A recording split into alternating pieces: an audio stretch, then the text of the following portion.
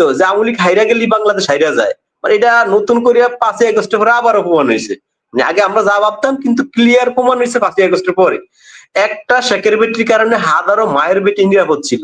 এখানে বাংলাদেশে আপনার যেখানে সাগরে পুকুরে মাছ ভাসার কথা সেখানে লাশ ভাসে। কি হইছে আমার দেশে কি? আমার দেশে কি কিছু বিশাল কিছু হয়ে গেছে? এই দেশে কি তৃতীয় বিশ্ব? তারা তো বলছে জাকির ভাই দেশ তৃতীয়বার স্বাধীন করছে। আরে ভাই একটা মানুষের বাপ কয়জন থাকে? একজনই তো থাকে।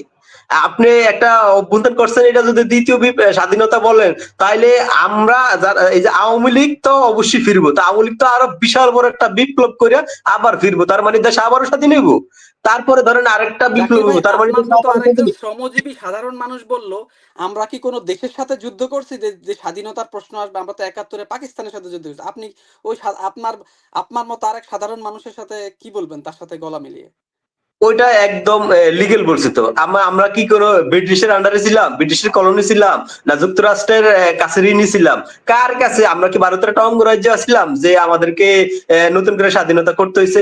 আমরা তো দেখছি যে 5ই আগস্টের আগে আমরা ছিলাম স্বাধীন, কিন্তু 5ই আগস্টের পরেই তো আমরা পরাধীন হয়েছি রে ভাই।